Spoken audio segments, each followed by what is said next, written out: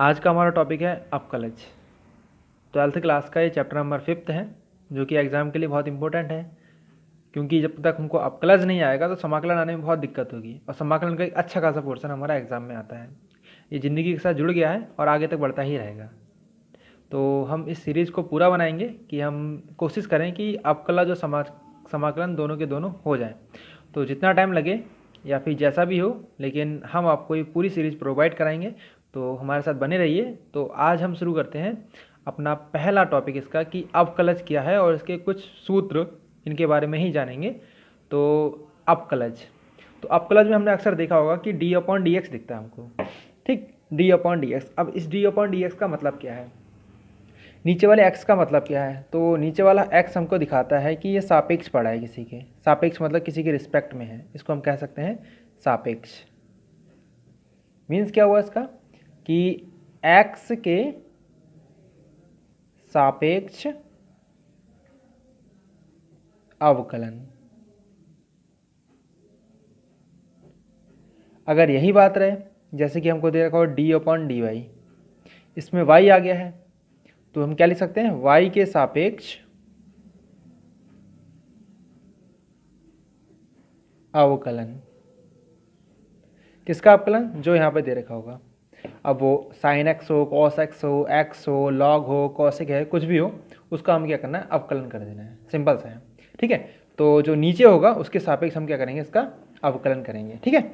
तो फिर हम जानते हैं कुछ फॉर्मूले जो हमको दे रखे हैं, हमको याद करने हैं। इनको अगर याद हो जाते हैं तो बहुत बड़ी बात है, नहीं तो समझ समझ के करते रहेंगे धीरे, ठीक। तो जैसे कि हमारे पास पहला आ गया हमारे पास एक कि d/dx है, मीन्स x के रिस्पेक्ट में समाकलन होगा।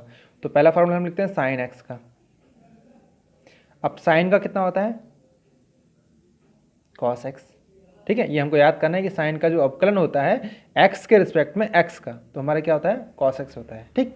और हमारे पास एक चीज़ और होती है, कॉस का भी होगा। फिर d/dx कॉस का हमारे पास होता है माइनस का साइन x, ठीक है।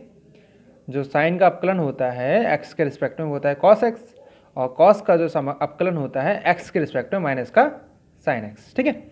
इस तरह से हमारे पास ट्रिग्नोमेट्री के फंक्शन ही है, जो रेशियो हमारे ट्रिग्नोमेट्री के होते हैं, sine, cos, tan, cot, cosec, ठीक, ये सारे हैं, वही चीज़ हम यूज कर रहे हैं। जैसे कि हमने अगला लिखा कि d/dx tan x लिख दिया हमने, ठीक। अब tan x का क्या होता है हमारे पास, sec स्क्वायर x, ठीक।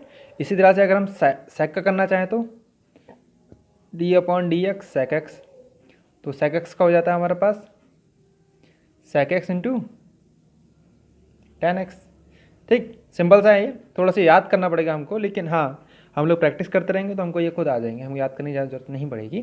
तो बस हमें क्वेश्चन पे ध्यान देना है कि कैसे कैसे हो रहे हैं, और लगातार करेंगे तो ये आदत में आ जाएगा, ठीक है। जैसे कि हमारे पास एक होता है कॉट। अब कॉट एक्स का क्या होता है, कॉट का होता है माइनस का कॉसिक स्क्वायर एक्स, ठीक है। अब कॉसिक का कर देखते हैं हम, d/dx कॉसिक एक्स, कॉसिक का होता है हमारे पास माइनस का cosec X into cot X, ठीक है। तो ये रहे हमारे अवकलन। अब ये तो हमने पढ़ रखे हैं, ट्रिग्नोमेट्री फंक्शन है, 10th में पढ़े हैं, 11th में भी पढ़े हैं। इसके साथ में हमने चीज़ पढ़ी होंगी लॉग एक्स, ठीक।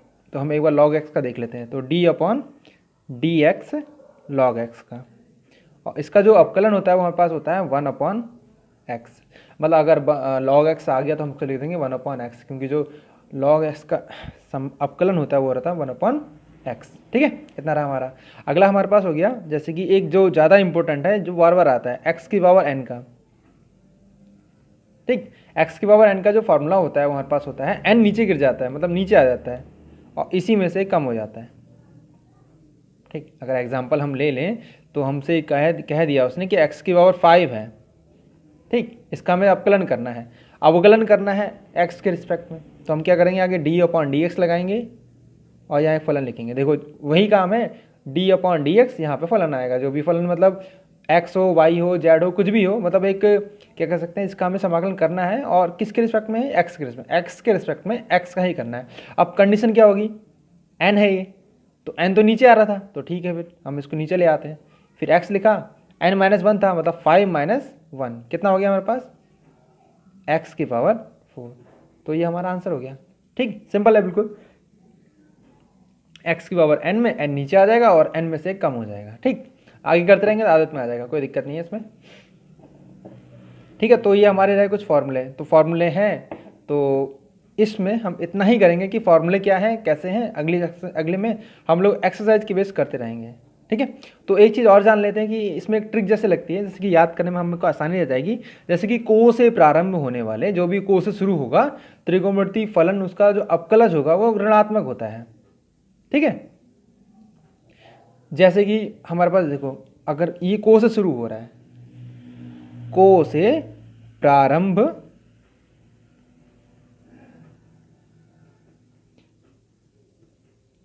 किसी भी फलन, यहां पे कौन सा फलन है, ये त्रिकोणमितीय फलन है, फलन का अवकलज या अवकलन नेगेटिव होता है। अब ये क्या बात हुई कि नेगेटिव होता है, तो देख लेते हैं एक बार जरा। तो देखो जरा, को से प्रारंभ होने वाले किसी भी फलन का अवकलन नेगेटिव होता है। अब नेगेटिव मतलब को से शुरू, ये देखो को से शुरू हो रहा है, तो इसका जो अवकलन है वो कितना है हमारे पास, माइनस का साइन एक्स। ठीक है, ऐसे ही हमारा देखो जरा, ये है कॉट का को से शुरू हो रहा है ये भी, तो को का भी कितना है, नेगेटिव आया है। इस तरह से को है कौशिक का, तो कौशिक का भी जो अवकलन आया है हमारे पास नेगेटिव आया है। और देखो जहाँ पे हमारा को दिखेगा वहाँ नेगेटिव होगा, को दिखेगा नेगेटिव होगा, को दिखेगा तो नेगेटिव होगा। सिंपल सा है। एक चीज़ बात का याद रखना कि इसमें को नहीं आएगा, उसका प्लस का रहेगा, है।